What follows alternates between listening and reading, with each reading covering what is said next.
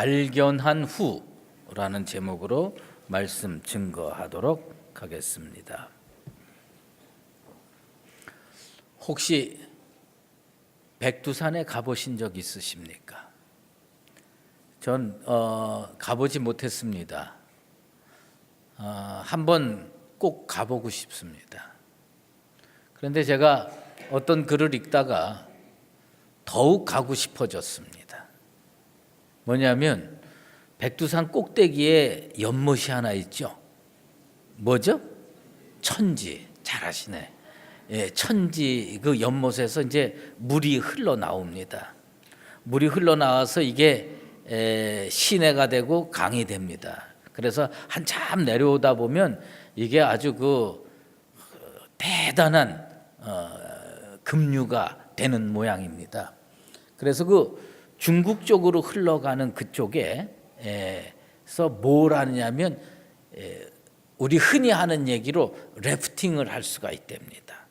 래프팅 해보셨어요? 나는 그냥 그렇게 가끔 느끼는데 우리 강북제일교회 성도들은 항상 기도와 말씀만 붙들고 살지 이런 세속적인 건 전혀 안 하고 사시는 것 같아요. 근데 어쨌든 그 래프팅을 하는데 그 중국이니까 영어로 쓰진 않을 거 아닙니까? 래프팅. 저는 그걸 뭘로 썼을까 궁금했어요. 그랬더니 그거를 뭐라고 쓰느냐면 표류라고 쓴답니다. 래프팅을 표류라고. 나는 분명히 똑바로 가고 어떤 목적지를 향해서 가면 이건 표류라고 표현할 수가 없다. 그런데 아마 그 표류라고 하는 거는 목적지답지 못한 목적지를 향해서 가는 거는 표류라고 생각하는 모양이다. 이런 생각이 들어요. 언젠가 제가 기회가 돼서 백두산 가면 표류 한번 해보려고 그럽니다. 여기다 그 래프팅을 해서 쫙 내려오면 그 얼마나 시원하겠습니까? 이 성경은 표류의 개념보다는 뭐냐면 항해의 개념, 분명한 목적지를 향해서 가는 인생이 올바른 인생이다. 여러분 인생이 표류하는 인생이 되길 원합니까? 항해하는 인생이 되기를 원합니까? 우리는 다 항해하는 인생이 돼야 됩니다. 어렵고 힘들고 정말 많은 고통이 있을지라도 항해가 돼야 됩니다. 목적지답지 못한 목적지를 향해 가는 것은 그 코스가 아무리 똑바로 가는 것 같아도 그거는 표류입니다. 세상의 눈으로 볼 때는 이게 삐뚤빼뚤 가는 것 같아도 이게 분명한 목적지가 있으면 이건 항해입니다. 그리스도인들은 어느 목적지를 향해 가야 되느냐? 천국을 향해 인생 발걸음을 옮겨야 할 줄로 믿습니다. 그러니까 여러분들 천국 가시고 싶으십니까? 이게 지금 대답이요 그렇게 내가 원하는 만큼 시원하게 안 나옵니다. 이 천국 이게 한번 물어보십시다. 천국이 더 좋아요? 이 땅이 더 좋아요? 이것도 지금 대답이요 생각만큼 잘 나오지 않습니다. 이게 그리스도인들이 다 천국을 좋아할 것 같지만 실제로 뚜껑을 열어놓고 보면 뭐냐? 이 땅을 더 좋아하는 사람들이 진짜 많습니다. 우리가 흔히 교회 안에 부족한 목사들 많지요. 부족한 성도들 많지요. 그래도 목적의식 하나만은 분명해야 됩니다. 그리스도인이라면 저 천국을 소망으로 삼고 이 땅에서 항해해 나가며 살아야 할 줄로 믿습니다. 그런데 언제부턴가 이 아주 속된 표현들이 우리 마음속에 자리 잡고 있어요. 구더기로 뒹굴어도 이 땅이 낫다. 이 땅에서 사는 거를 지극히 사모하면서 사는 겁니다. 하지만 이건 잘못된 겁니다. 겉으로 보면 아주 똑바로 사는 것 같고 겉으로 보면 아주 제대로 사는 것 같아도 목적지가 불분명하면 이거는 표류하는 인생입니다. 우리 강북제일교회 성도들은 천국 붙들고 예수 믿어서 천국 붙들고 내 인생의 소망은 저 천국이다라고 고백할 수 있는 성도가 되기를 주의 이름으로 축원합니다. 우린 그렇게 살아야 되는 겁니다.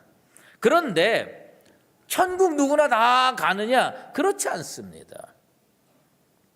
여러분, 천국이 어디 있다고 생각합니까? 성경을 읽어보면 우리가 잘 알 수 없지만 하늘나라에 있습니다. 하늘나라에 있는데 천국 하늘나라에 있는 거 맞습니다. 하지만 천국은 또 다른 표현으로 하면 뭐냐면 그것이 하늘의 어느 지점에 있는지는 알 수 없지만 그것은 하나님의 통치 영역이다. 하나님이 통치하시는 곳이 천국입니다. 그런데 우리가 천국 다 가고 싶어 해요. 천국 꼭 가야겠다고 결심합니다. 하지만 천국을 어디서 찾아야 되느냐? 천국을 하늘나라에서 찾는 사람은 지극히 어리석은 사람입니다. 천국은 어디서 준비해야 되느냐? 이 땅에서 준비해야 돼. 이 땅에서 천국 갈 준비를 다 맞춰야 우리가 죽어서 천국 가는 것이지, 천국 입구에 가가지고 나 들여보내주세요 한다고 천국 가는 게 아닙니다. 그러니까 이 땅에서 우리는 어떤 삶을 살아야 되느냐면 이 땅에서 천국을 발견하고 이 땅에서 천국을 내 것으로 만들어야 그게 지혜로운 그리스도인이고 예수 바로 믿는 사람입니다. 그런데 오늘 예수님께서 천국에 대해서 어떤 말씀을 해주셨냐면 천국은 밭에 감추인 보화와 같으니라. 천국은 어디니? 밭에 있다는 겁니다. 여러분, 이 밭이 뭡니까? 우리가 사는 세상이에요. 우리가 사는 세상, 이 대한민국도 밭이고요, 강북제일교회도 밭이고요, 여러분의 가정도 밭이라는 겁니다. 그곳에서 천국을 발견해야 돼요. 그곳에서 보화를 발견해야 됩니다. 그런데 우리는 이 보화를 잘 발견 못한다는 겁니다. 하나님께서 이 밭에다가 보화를 숨겨놨다고 말씀하는 것은 뭐냐면 우리가 가까이 찾을 수 있는 곳에 숨겨놨다는 겁니다. 그런데 이게 생각만큼 쉽게 찾아지느냐? 그렇지 않아요. 제가 전도를 했어요. 어떤 분을 전도를 해서 교회에 데리고 왔습니다. 교회 데리고 와서 예수 잘 믿고 구원 얻고 천국 갑시다 해서 전도해서 교회 데리고 왔는데 예배를 처음 드리는 날이었어요. 그분이. 여러분, 우리 교회에 무서운 게 있어요, 없어요? 기괴한 게 있어요, 없어요? 아무것도 없어요. 아무것도 없는데 이분 교회에 처음 와가지고요, 예배 드리는데 한 20분도 안 돼서 튀어나가요. 그래서 예배 끝나고 나가서 그분을 만나가지고 왜 예배 시간에 가만히 앉아서 끝까지 예배 드리지 못하고 도중에 튀어나갔느냐 질문을 했어요. 그랬더니 그분이 이렇게 대답을 하는 거예요. 무서워서 앉아 있을 수가 없다는 거예요. 아니, 교회에 뭐가 있길래 무섭습니까? 무슨 뭐 절 같은 데 가면 뭐 이상한 거 이렇게 설치해 놓고 그러잖아요. 근데 우리 교회는 아주 그냥 깨끗하고 뭐 무서울 게 하나도 없는데 여기 뭐 무서울 게 뭐가 있다고 그러냐. 자기 예배 드리는데 두려움이 막 밀려와가지고 어디 앉아 있을 수가 없더라는 거예요. 그래서 예배 드리다가 도저히 못 견뎌가지고 밖으로 튀어나가서 밖에 나가니까는 마음이 안정이 되더라는 거예요. 나 그때 처음 느껴봤습니다. 뭘 느껴봤느냐? 이 교회라고 하는 거 우리가 익숙해서 여기 마음껏 편안히 앉아서 찬송 부르고 말씀 듣고 기도하는 건데 여기 처음 오는 사람들에게 있어서는 이게 영이 다른 거예요. 세상에서 살면서 세상 것만 즐기고 세상 것만 누리다가 이곳에 들어오니까 이게 다른 거예요. 불편한 거예요. 그래서 제렌 키에르케고르라고 하는 사람이 덴마크의 철학자인데 그 사람이 공포와 전율이라는 책을 썼습니다. 근데 이 공포와 전율이라는 책의 그 의미가 뭐냐면 하나님의 구원받은 사람이 하나님 앞에 설 때에 어떤 느낌을 갖느냐, 아주 공포스럽고 그리고 떨린다는 겁니다. 그게 쉬운 감정이 아니지요. 그 공포와 전율이라는 책에 나오는 이야기입니다. 아주 소심한 처녀가 한 명 있었습니다. 이 여자가 짝사랑하는 남자가 있었어요. 그 짝사랑하는 남자를 매일 먼 발치 바라보면서 저 사람이랑 사랑해서 결혼해서 행복하게 살면 얼마나 좋을까 이렇게 늘 이렇게 바라고 소망했었어요. 근데 어느 날 자기가 그렇게 짝사랑했던 그 남자가 자기를 향해서 저벅저벅 걸어오고 있는 거예요. 이 여자 너무 깜짝 놀라가지고 이 남자가 나를 향해서 걸어온다는 게 너무 깜짝 놀라서 주변을 돌아보는 겁니다. 혹시 다른 사람을 향해 가나 하고 이렇게 주변을 돌아보는데 아무도 다른 사람이 없어요. 이 남자가 자기를 향해 오는 겁니다. 그리고 이 남자가 이 소심한 처녀에게 이런 얘기합니다. 사랑합니다. 저와 결혼해 주세요. 진짜 오마이갓이죠. 여러분 이런 경우 당해봤습니까? 진짜 짝사랑했던 남자가 어느 날 자기를 향해서 딱 와서 제가요 지난 주간에 어느 졸업식에 갔었습니다. 신학교 졸업식에 갔었어요. 근데 그 신학교 졸업식에 이 프랜카드가 하나 이렇게 딱 젊은이들이 들고 다니는 거예요. 그래서 이렇게 보니까 진짜 생소한 구절이 딱 쓰여 있어요. 이 신학교에는 그 이제 부모님들이 모태 신앙으로 태어난 아이들한테 이름을 지어주는데 성경에 있는 이름을 붙여주는 경우가 많은 모양이에요. 그 잘 자라가지고 신학교 가서 이제 졸업하게 됐는데 거기 프랜카드에 이렇게 쓰여 있었어요. 뭐냐면 강다니엘과 최다니엘과 서다니엘 이 세 사람은 항상 있을 것인데 그 중에 제일은 서다니엘이니라. 그러니까 거기 그 신학교에 그 다니엘이라는 이름을 가진 친구가 요번에 3명 졸업하는데 이 뭐냐면 강다니엘, 최다니엘, 그 다음에 서다니엘이래. 그 중에 제일은 서다니엘이라고 하는 겁니다. 이게 뭐냐면 다 이런 이름을 가지고 이렇게 열심히 살지만 어느 날 갑자기 자기가 최고인 줄 알고 정말 하는데 예수님께서 여러분을 향해서 저벅저벅 다가온단 말이에요. 그리고 나한테 다가와서 내가 너를 사랑하노라, 내가 너를 구원하노라 이렇게 말씀해 주면 여러분 어떤 마음이 들겠어요? 성경에 두렵고 떨림으로 너의 구원을 이루라. 이 공포와 전율 얼마나 떨리겠습니까? 여러분 어떤 사람이 천국을 가게 되느냐?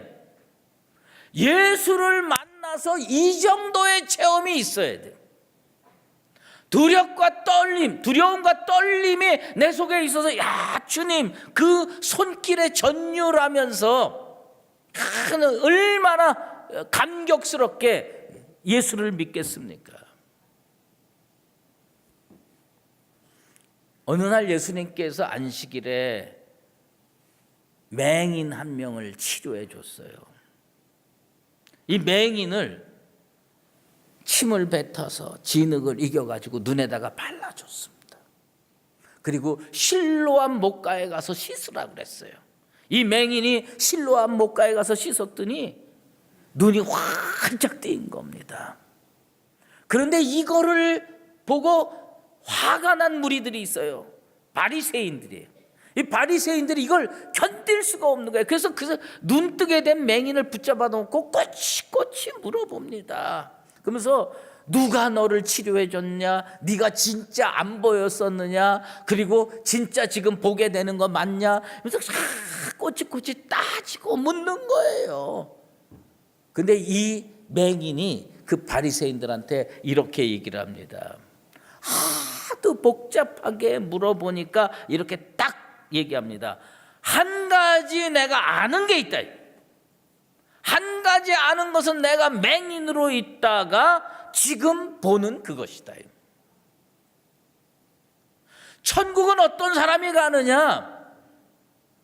진짜 천국은요, 예수를 제대로 경험한 사람이 천국을 가게 될 줄로 믿습니다.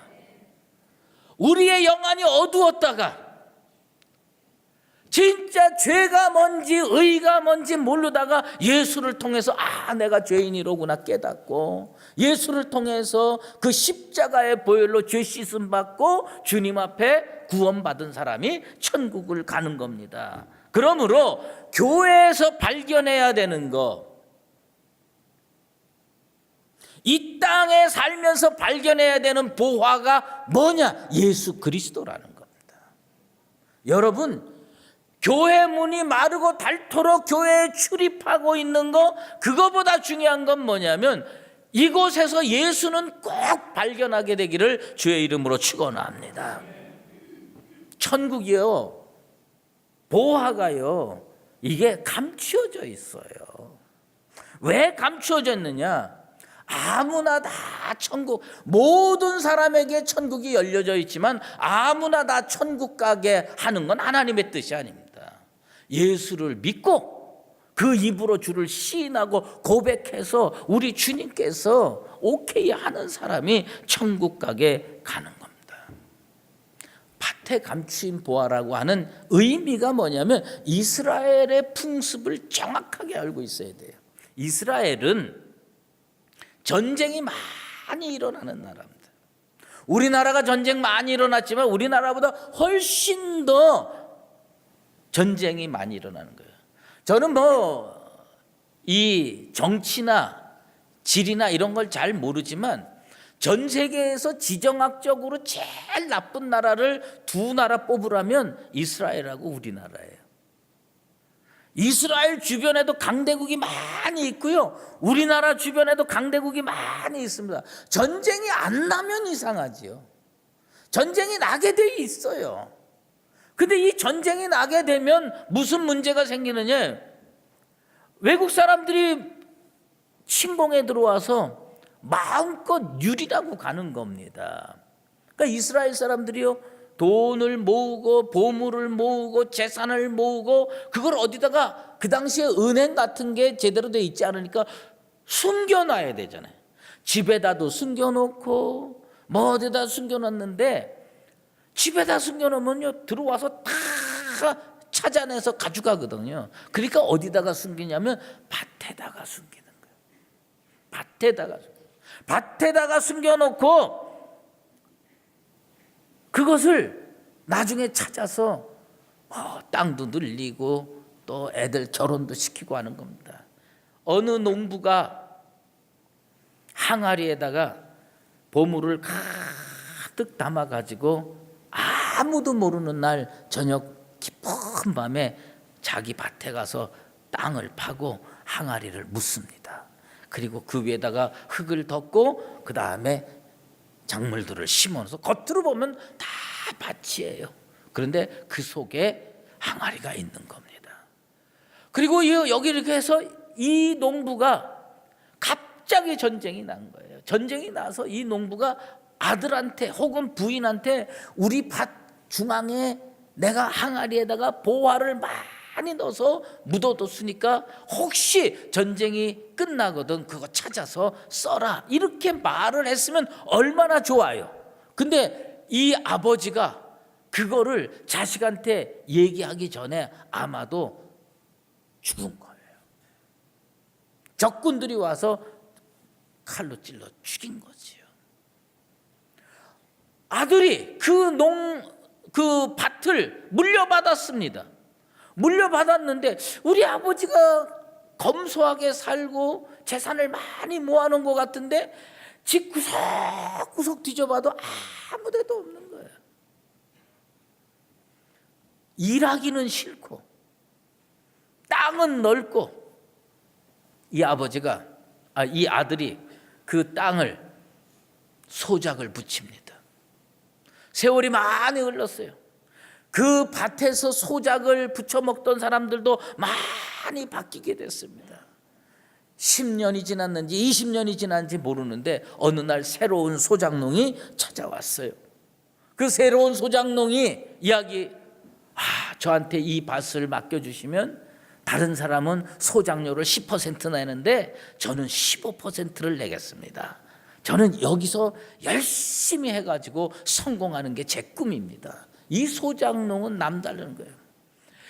그때까지 많은 소작농들이 거기서 열심히 일을 해가지고 부쳐먹고 살았는데 쟁기를 가지고 밭을 가는데 보통 몇 센치 아니에요? 10cm 정도로 쟁기를 놓고 가는 거예요. 근데 이 새로운 특별한 소작농은 한 20cm 넘게 깊게 땅을 파고 이랑을 파는 겁니다.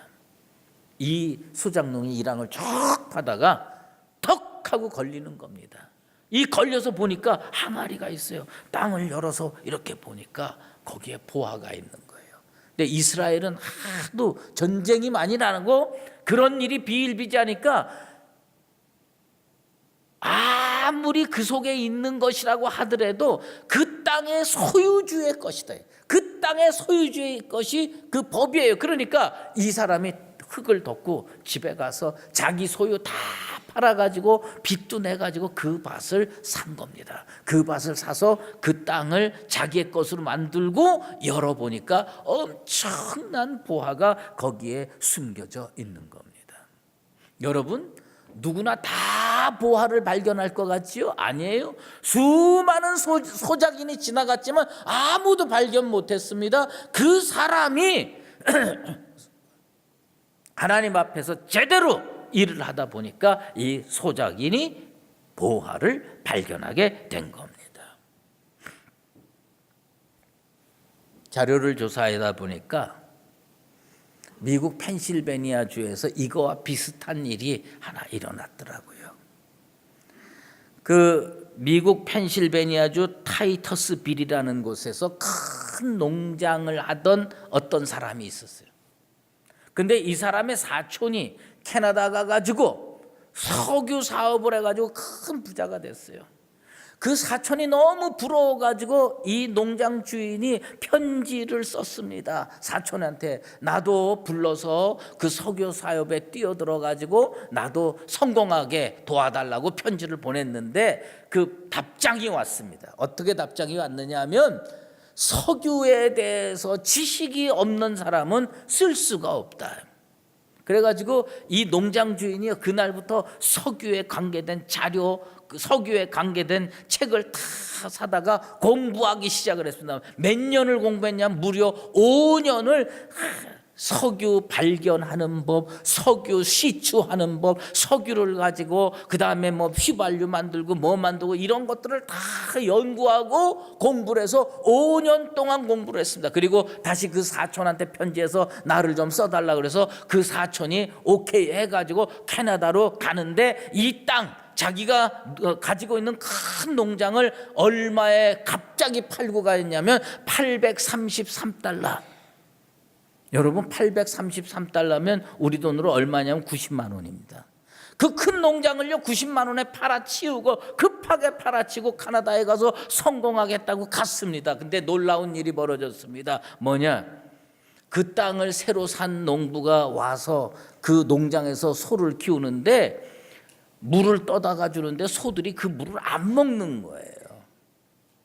그 농장에 흐르는 개울가에 흐르는 물을 안 먹는 거예요. 그래서 가까이 가보니까 그 물 위에 저 위에 위쪽을 가보니까 거무튀튀한 오물들이 있는데 그 물 위에 물을 떠다 주면은 잘 먹는데 그 물 밑에 물을 떠다 주면 소들이 안 먹는 거예요. 그래가지고 가까이 가서 보니까 이게 뭐냐? 석유 같아. 그래서 전문가를 불러서 다 뒤져보니까 여기에 석유가 엄청나게 매장이 돼 있었다는 겁니다. 그래가지고 전문가들이 다 계산을 했는데 이 땅의 값어치가 얼마였느냐? 1억 달러였습니다. 1억 달러어치의 땅 값어치가 나가는 그 땅을 몇 달러에 팔았어요? 833달러에 팔았습니다. 그 사람은 어떤 사람인 줄 아십니까? 5년 동안 석유에 대해서 공부한 사람입니다. 나름대로 석유 전문가라고 생각했어요. 나름대로 잘한다고 생각했어요. 그런데 그는 자기 집 앞에 자기 인생의 텃밭에 있는 보화를 발견하지 못하고 다 팔고 떠나갔다는 겁니다. 교회 아무리 오면 뭐합니까? 우리가 세상에 와서 막 복받고 싶고 은혜 받고 싶고 다 하지만 무엇을 해야 되느냐? 이곳에서 예수 발견하는 것이 보화인 줄로 믿습니다. 여기 교회 아무리 다니면 뭐예요? 천국이 자기 것이 되지 않는데, 보화를 발견하는 것도 중요하지만, 값어치를 발견하는 것도 중요하지만 그 보화를 발견한 후가 더 중요해요. 자기 걸 모든 걸 다 털어서 인생을 투자해서 그것을 내 것으로 만드는 겁니다. 예수를 자기의 것으로 만드는 지혜로운 여러분 되시기를 바랍니다. 예수를 자기의 것으로 만들지 않으면 안 됩니다. 내 인생을 다, 그래서 우리 주님 뭐라고 그랬느냐? 너희 중에 누구든지 자기의 모든 소유를 버리지 아니하면 능히 내 제자가 되지 못하리라. 예수 아는 것 가지고 부족합니다. 예수를 내 것으로 만들어야 돼요. 예수를 내 것으로 만드는 게 보화를 내 것으로 만드는 것이고, 그것이 바로 천국 가는 길이라고 하는 것입니다. 영국에 유명한 의사가 있었습니다. 제임스 심프슨이라고 하는 의사였습니다. 이 사람은 산부인과 의사였는데 1846년에 29살의 젊은 나이로 에딘버러 대학의 산부인과 교수가 됐습니다. 근데 이 사람이 외과 수술을 하는데, 그때까지도, 지금은 우리가 무슨 수술을 하면 다 마취를 해서 안 아픈 상태로 수술을 하죠. 그런데 그때까지 1800년대까지만 해도요, 수술하는데 사람들 팔 묶고 다리 묶고 잽니다. 그러면 아파 죽는다고 소리 지르고 그런 거예요. 그러니까 이 사람이 수술하면서 늘 마음에 걸리는 게 사람들이 아파서 죽는다고 소리 지르고 그러는 거예요. 저거 좀 안 아프게 수술하는 법이 없을까, 이렇게 고민하고 있었습니다. 그런데 이 심프슨이 예수 믿는 사람이었어요. 어느 날 창세기 2장을 읽다가 어느 구절에 딱 필이 꽂혔냐면, 하나님께서요 아담의 갈빗대를 취해가지고 하와를 만드는 거예요. 근데 성경을 아무리 읽어봐도 아담의 갈빗대를 취할 때 아담이 소리 질렀다는 구절이 없는 거야. 아담의 갈빗대를 취했는데 아파 죽는다는 구절이 없는 거예요. 아니, 하나님은 도대체 어떻게 갈빗대를 취했길래 아프다는 소리 없이, 그리고선 그 다음에 어떻게 됩니까? 하와를 만들고 둘이 만나게 해줬더니 아담이 이는 내 뼈 중에 뼈요 살 중에 살이라, 이렇게 얘기를 하는 거예요. 이 구절을 보면서, 야, 하나님은 진짜 명의 중에 명의시고 대단한 외과 의사였구나. 어떻게 갈빗대를 취했는데 아프질 않았을까? 그래서 이 사람이 기도하는 거예요. 하나님 앞에, 하나님 내게도 그 방법을 가르쳐 주시옵소서. 기도하고 발견해낸 게 뭐냐? 클로로포름이라는 겁니다. 클로로포름을 발견해가지고 이거를 마취를 하고 하니까 사람들이 소리를 안 지르고 아프지 않다고 생각하고 다 째고 다 할 때까지 다 하는 겁니다. 그래서 이 사람이 이걸로 부자도 됐고 유명해지고 다 했어요. 이제 은퇴할 때가 돼서 제자들이 찾아왔습니다. 제자들이 찾아와서 이 심프슨 교수에게 질문합니다. 제자들이 그냥 그렇게 질문하는 이유는 심프슨의 대답을 다 예측했기 때문입니다. 당신이 이 땅에 살면서 발견한 최고의 발견물이 뭡니까? 제자들은 나는 클로로포름이야 이렇게 대답할 거라고 생각을 했어요. 그런데 이 심슨이 이렇게 대답을 했습니다. 내가 이 땅에 살면서 발견한 최고의 보물은 내가 죄인인 것과 예수 그리스도가 나를 구원해 주신 구세주라는 겁니다. 클로로포름이 최고의 발견인 줄 알았는데 전혀 엉뚱한 대답이 나왔어요. 뭐예요? 예수 그리스도가 나의 최고의 발견이고 보물이다. 여러분, 우리는 예수를 발견하지 못하면 인생 표류하는 겁니다. 헛사는 겁니다. 다 발견했을 거라고 믿지만 오늘 이 자리에서 다시 한번 재확인하게 되길 바랍니다. 여러분 인생의 최고의 보물이 뭡니까? 예수 그리스도가 되길 바랍니다. 그리고 그 보물을 발견하고 자기 인생을 거기에다가 다 투자해서 천국을 자기의 것으로 삼고 이 땅에서 항해하는 인생으로 살아가는 나와 여러분 되시기를 예수 그리스도의 이름으로 축원합니다. 기도하겠습니다. 하나님 아버지 감사합니다. 우리들은 예수 그리스도를 참 익숙하게 잘 알고 있습니다. 그런데 정말 예수 그리스도가 내 인생의 참 보물이고 그 보화를 발견하고 내 것으로 만들어서 천국 약속받은 인생으로 사는지 돌이켜보게 도와주시옵소서. 천국은 밭에 감추인 보화를 발견하는 자의 것입니다. 발견하고 내 것으로 삼아서 저 천국 약속받고 이 땅에서 두려움 없이 항해하는 인생으로 살아서 나중 천국에서 우리 성도들 다 만날 수 있는 은혜와 축복을 허락하여 주시옵소서.